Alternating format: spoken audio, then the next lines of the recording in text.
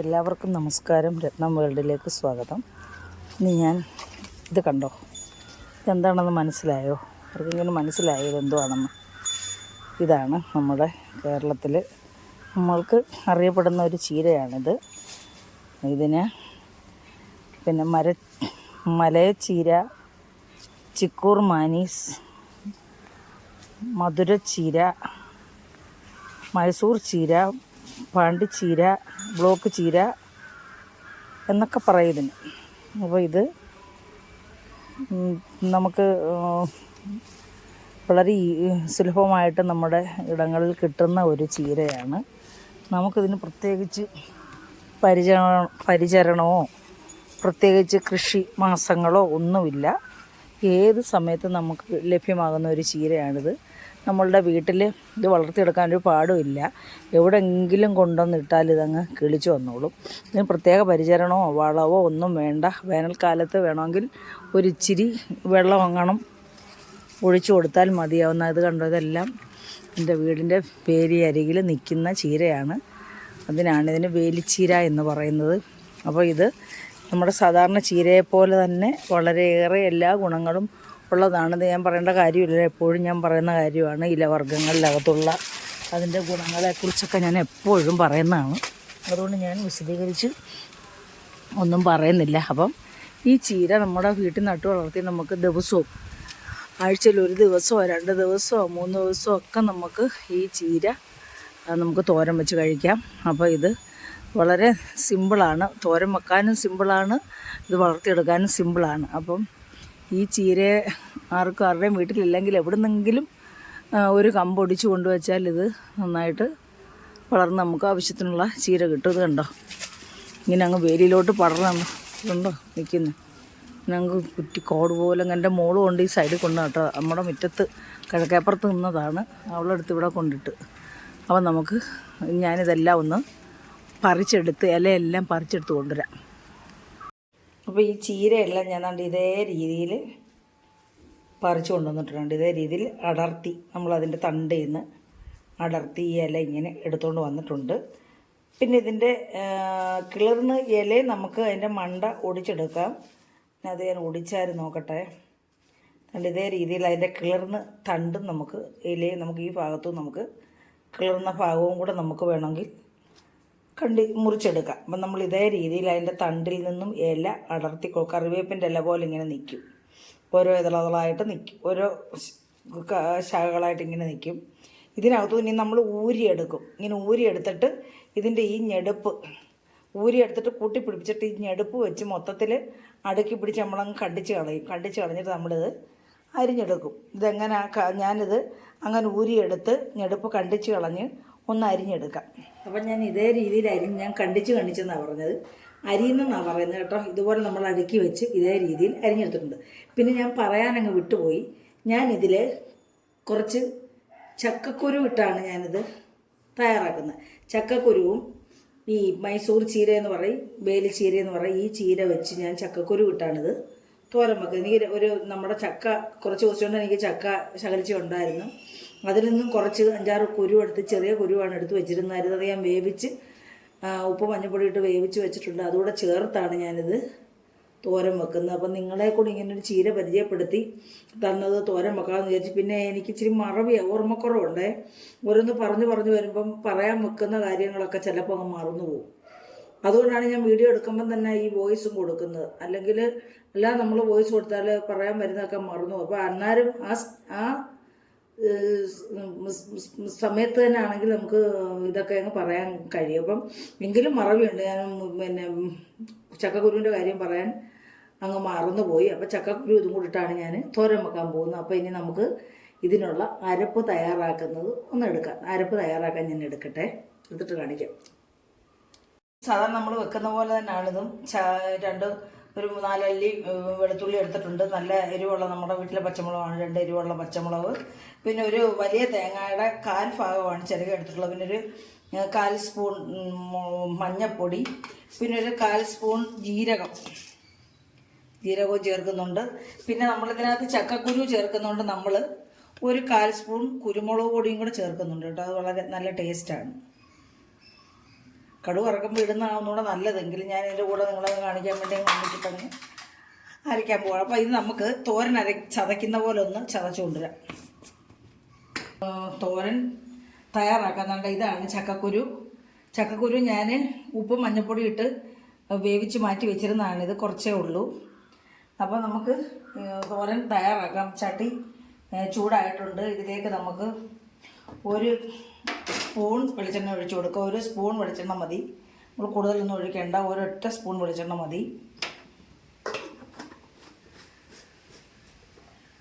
അപ്പോൾ ഇതിലേക്ക് നമുക്ക് എണ്ണ ചൂടാകുമ്പോൾ ഇതിനകത്ത് കടുക് ഇട്ട് കൊടുക്കാം. നമുക്ക് ഒരു 1/4 സ്പൂൺ കടുക്.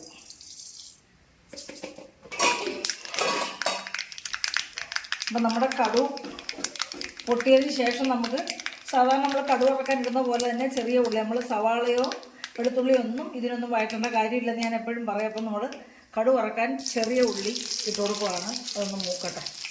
മൂത്തതിന് ശേഷം നമുക്കിതിലേക്ക് വറ്റൽമുളക് ഇട്ട് കൊടുക്കാം. നമ്മൾ വറ്റൽമുളക് ഇട്ടു. പിന്നെ ഇതിനകത്ത് ഇച്ചിരി 2-3 ഒരു ചെറിയ 2 കഷ്ണം കറിവേപ്പിലയും കൂടെ ചേർക്കുകയാണ്.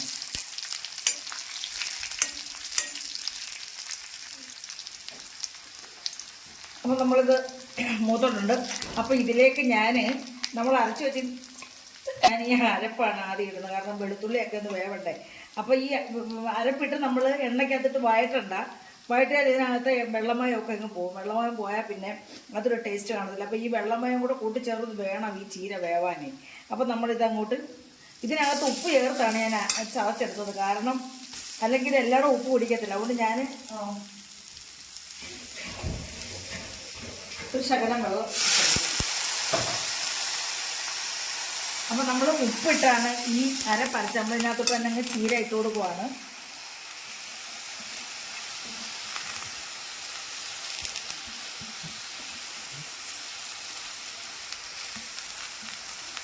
ഇതിനകത്തോട്ട് ഇങ്ങനെ ഉപ്പിടുമ്പോൾ നമുക്ക് എല്ലായിടവും കിട്ടത്തില്ല. അതുകൊണ്ട് ഞാൻ ഈ അരപ്പിനകത്ത് ഉപ്പ് ചേർത്താണ് അരച്ച്. നമുക്കിനി ഇത് ഇങ്ങനെ ഈ അരപ്പിൻ്റെ മേളിൽ കിടക്കട്ടെ നമ്മുടെ ഈ ചീര. എന്നിട്ട് നമുക്ക് ഒരു 2-3 മിനിറ്റ് ഒന്ന് അടച്ചു വെക്കാം.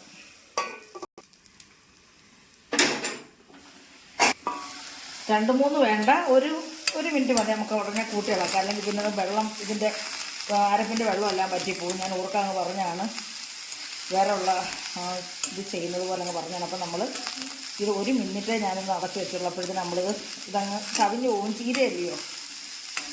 അപ്പം നമ്മുടെ ഈ ചീര ഇച്ചിരി വേവുള്ളതാണ്. നമ്മുടെ സാധാരണ ചീരയുടെ കൂട്ടല്ല. ഈ ഇലയ്ക്കൊക്കെ ഇച്ചിരി കട്ടിയുള്ളതായതുകൊണ്ട് ഇച്ചിരി വേവുള്ളതാണ്. നമുക്ക് അരപ്പ് കൂട്ടി ഇളക്കിയിട്ട് കുറച്ചൊന്ന് അടച്ചു വെക്കാം. നമ്മൾ നോക്കണം അടിക്ക് പിടിക്കുന്നതെന്ന്. നമ്മൾ വഴട്ടണ്ട, ഇങ്ങനെ ചിക്കിയിട്ടാൽ മതി. എന്നിട്ട് നമുക്ക് കുറച്ചൊന്ന് അടച്ചു വെക്കാം. കുറച്ച് നേരത്തേക്ക് 1 മിനിറ്റ് ഇങ്ങനെ ഇളക്കി കൊടുത്ത് നമ്മൾ ഇതേ രീതിയിൽ ഇച്ചിരി വേവുള്ളതാണ്. ഇത് വേവുന്നത് ശ്രദ്ധിക്കണം. പിന്നെ നമ്മൾ അരപ്പ് ചേർക്കുമ്പോൾ ഒരു ഇച്ചിരി കൈവെള്ളം തളിക്കുന്നത് നല്ലതാണ്. കാരണം ഈ ചീരയ്ക്ക് വെള്ളമയം കുറവാണ്. നല്ല ഡ്രൈ ആയിട്ടുള്ള ചീരയാണ്. അതുകൊണ്ട് നമ്മൾ ഇച്ചിരി കൈവെള്ളം തളിച്ചു കൊടുക്കണം. അത് പ്രത്യേകം ശ്രദ്ധിക്കണം. പിന്നെ ഈ ചീരയെക്കുറിച്ച് എനിക്ക് രസം തോന്നിയ ഒരു കഥയുണ്ട്. അതുകൊണ്ട് നിങ്ങളെ ബോറടിപ്പിക്കാതെ ഞാനൊന്ന് പറയാം. ഞാനൊരു ദിവസം ഒരു വീട്ടിൽ ചെന്നപ്പോൾ ഫീൽഡിൽ പോയപ്പം ഞാനൊരു വീട്ടിൽ ചെല്ലുമ്പോൾ നമ്മളവരുടെ വിശേഷങ്ങളൊക്കെ തിരക്കും. ചോറുണ്ടോ, എന്തുമായിരുന്നു കറികളൊക്കെ അറിയാനൊരു ഇൻട്രസ്റ്റാണ്. അന്നേരം അവർ ഭാര്യ മാത്രമേ ഉള്ളൂ. അപ്പോൾ ഭർത്താവ് ഗൾഫിലാണ്, മോള് പഠിക്കാനും പോയിരിക്കുക. അപ്പം ഞാൻ ചോദിച്ച്, അവരുടെ പേര് പറയുന്നില്ല, ഞാൻ ചോദിച്ചു എന്തുമായിരുന്നു എന്ന് കറി. അത് സിസ്റ്റർ ഞാൻ ഇവിടെ ചീര നിൽപ്പുണ്ട്, അത് പറിച്ചൊരു തോരൻ വെച്ച് ഞാനൊരു ചമ്മന്തി അരച്ച് ഞാൻ തിന്നു. ഞാൻ എന്തോ ചീരയാണ്. അപ്പോൾ നമുക്ക് ഈ ചീര എന്നൊക്കെ കേൾക്കുമ്പോൾ ഭയങ്കര ഇൻട്രസ്റ്റാണ്. എന്തോ ചീരയാണ്? അത് ബോംബെ ചീരയാണ്. ഞാൻ പറഞ്ഞു ബോംബെ ചീര അങ്ങനെ ചീര ഉണ്ടോന്ന് കാണുമ്പോൾ എന്നെ ഒന്ന് കാണിച്ചതെന്ന് പറഞ്ഞു. അപ്പം ഞാൻ അങ്ങോട്ട് കയറി ചെല്ലുമ്പോഴും മുറ്റത്തൊന്നും ചീരയൊന്നും കണ്ടില്ല. അപ്പം നവാ സിസ്റ്ററായിട്ട് ഇവിടെ നിൽപ്പുണ്ടെങ്കിൽ അത് പറഞ്ഞ് ആ പുറകിൽ ബാക്കി കൊണ്ട് കാണിച്ചപ്പോൾ എന്തുവാ നരുന്ത് പോലെ 2-3 മണി ഈ ചീര നിൽക്കുന്നത്. അപ്പം ഞാൻ ചോദിച്ചേ ഇതെന്നാ ബോംബെയിലോട്ട് മാറ്റിയത്? ഇത് മൈസൂർ ചീരയാണെന്നല്ല ഞാൻ കേട്ടിട്ടുള്ളത്. അങ്ങനെ രസകരമായിട്ടുള്ളൊരു കഥയുണ്ട്. എനിക്കത് രസം തോന്നിയ കഥ, ആൾക്കാർക്കും രസം തോന്നുന്നത് എനിക്കറിയില്ല. അപ്പം നമുക്കിനി ഇതെല്ലാം എന്ത് ഭാഗമായിട്ട് നമുക്കിനി ഈ ചക്കക്കുരു അങ്ങോട്ട് ഇട്ട് കൊടുക്കാം. ചക്കക്കുരു ഇട്ട് കൊടുത്തിട്ട് നമുക്ക് ഇത് കൂട്ടി ഇളക്കിയിട്ട് 1 മിനിറ്റ് നമുക്ക് ഇതെല്ലാം കൂടെ ഒന്ന് കൂട്ടി യോജിക്കാൻ വേണ്ടി നമുക്ക് 1 മിനിറ്റ് ഒന്ന് അടച്ചു വെക്കാം. വളരെ ടേസ്റ്റി ആയിട്ടുള്ളൊരു തോരനാണിത് കേട്ടോ.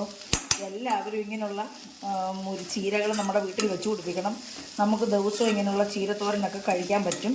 നമ്മുടെ ആരോഗ്യത്തിന് വളരെ നല്ലതാണ്. നമുക്ക് ഇലയൊക്കെ നമുക്ക് വേണമല്ലോ. ഇപ്പോഴത്തെ ജീവിതശൈലി അനുസരിച്ച് ഫാസ്റ്റ് ഫുഡ്, ഫാറ്റി ഫുഡ് ഇതൊക്കെയാണല്ലോ നമ്മുടെ നിത്യഭക്ഷണം. അപ്പോൾ അതിൻ്റെ കൂടെ സൈഡ് ഡിഷായിട്ട് ഇങ്ങനെയുള്ള ഇലയൊക്കെ നമ്മൾ ഉപയോഗിക്കണം. നമുക്കിതൊന്ന് അടച്ചു വെക്കുക, ഇതൊന്ന് കൂട്ടി യോജിക്കട്ടെ.